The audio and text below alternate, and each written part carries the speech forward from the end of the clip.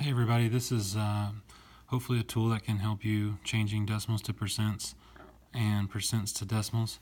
We've got kind of a handy little rule here. If you're going from a decimal to a percent, all you've got to do is move the decimal point to the right 2 places, drop the decimal, and add a percent sign.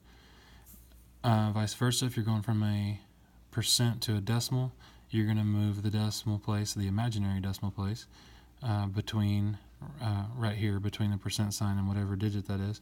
You're going to move it to the left twice, add the decimal place, and then drop the percent sign. So we can move back and forth. Now, it's kind of a little just a gimmick to be able to get you from one to the other, but we did some stuff today so that we could really see the math that was going on behind moving these things. And so I'm going to show you now what that looked like. We had some math puzzles that we were trying to put together, like this, starting from one side and going to the other. And once they're cut out, you can imagine there's 15 puzzles, and you've got all the pieces mixed up. It's kind of hard to tell where it is that they go.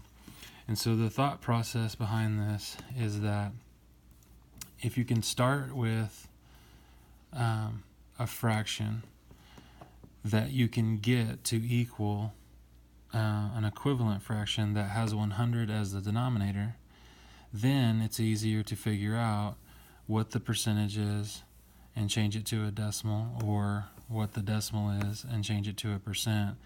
And then we can apply it to real life situations such as money or other real world scenarios where we would use these values. So the math behind all this is something to the effect of that if all I know is 9/50ths, okay? If all I know is 9/50ths, I probably can't put these two next to each other and say that 9/50ths is equal to 18%. But I can, with some sense of certainty, figure out how to get from 9/50ths to 18%. And that is by following an equivalent fractions process. I know that if I want this to be a denominator of 100, that will tell me easily what the percentage is. It will also tell me easily what the decimal of that number is as well, as long as I've got 100 as the denominator. And so to do that, I think about the math process behind that. 50 times 2 is equal to 100. Therefore, the same multiplication process, 9 times 2, is going to give me the fraction that I need, which is right here.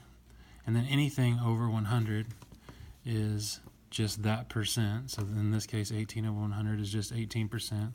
And this fraction is like saying 18 to the hundredths place. And we can look at this place value pretty quickly and see that we have a 1 in the tenths place and an 8 in the hundredths place, which would be 18 hundredths, which would be the decimal version of this fraction. And so if we start here and we go to this step, these other two come very easily, and then we can apply it to some real world scenarios. And so this one was 2 pennies less than 2 dimes. So obviously 2 dimes, 20 cents. 2 pennies less than that is 18 cents. So students worked hard to match these puzzles up today, but the real math behind all of this fraction to decimals and decimals to fractions is understanding that the way that this might be tested is, they might ask you something like, are these equivalent? And it's not easy for students to just look at this. It's not easy for me as a teacher to just look at this and say for sure that this is 18%. But if I look at some other versions of this, some other equivalent versions, then it makes it much easier to know for sure that they are equivalent. And so how would they use this in solving some math problems? Well, for starters, just with some basics, if they looked at, let's just start with, if I was going to look at, like today, what we did was we did percents greater than 100. So for example, we had 555%. And it said to write this as a decimal first. And so we just follow these steps. Right now it's a percent. I want to change it to a decimal. So I'm going to move the decimal 1, 2. That means it's going to be right here. And then I'm going to drop the percent sign. So as a decimal, I have 5 and 55 hundredths. And then it asks me to write that as a mixed number or as a fraction in simplest form. And so as a fraction, this is 5 and 55 hundredths. And students need to be able to tell if it's in simplest form or not. This is not, because 55 and 100 are both divisible by 5. So if we do that, if we divide this by 5 and divide this by 5, we can get to a simplest form. We leave the whole number alone. You notice the whole number is the same here, here, and here. We're not doing anything with the whole number. But dividing 55 by 5 gives us 11. And dividing 100 by 5 gives us 20. And then at this level, we are at simplest form. There's no shared factors between 11 and 20 to simplify that any further. And so by changing this over, we can get it to simplest form. That was going from a percent to a decimal and then to a fraction. But some of them also asked us to go from a mixed number to a percent. So for example, we had 16 and 1/5 as a mixed number. How do we get that to a percent? Well, it's not real easy to go straight to a percent, so we're going to make a little stop along the way. We're going to leave the whole number alone, and we're going to think about what fraction is this 1/5 equivalent to that's over 100. Well, 5 times 20, it's kind of the same as the last one, but 5 times 20 is 100. Therefore, we keep that rule intact. 1 times 20 is 20. Now we can write this as a decimal much easier, because we can see that this is still 16. Our decimal point is and then we have 20 using up to the hundredths place. So 16 and 20 hundredths, or you could say 16 and 2/10 since there's 0 hundredths.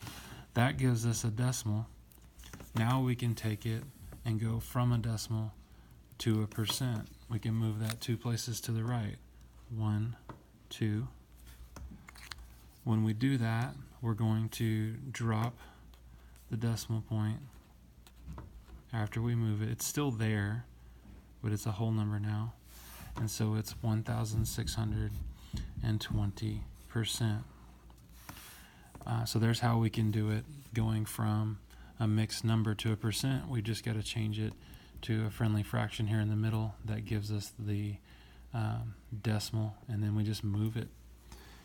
The last part was asking us to express a decimal as a percent. So starting with a decimal this time and changing it to a percent. So this method here, moving it 2 places to the right. And an example from our work today might have been, here was one, we had 0.0077. We want to go from a decimal to a percent, so we're going to take that and move it 2 places to the right, and then add a percent sign. So we're going to do that. 1, 2. That's going to give us 0.77%.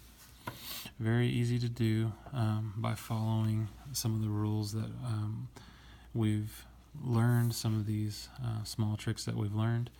And it really does help us see how these pieces fit together when we use them in the real world. Go through these tonight.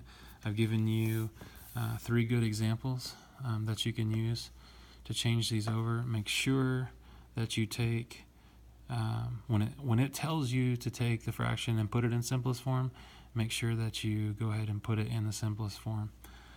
If it doesn't say to do that, then you don't have to, but I believe the first 9 questions on your homework, it does say to put it in simplest form. So you'll want to take a look at that as you work. Hope this helps you tonight while you're working. Thanks for watching.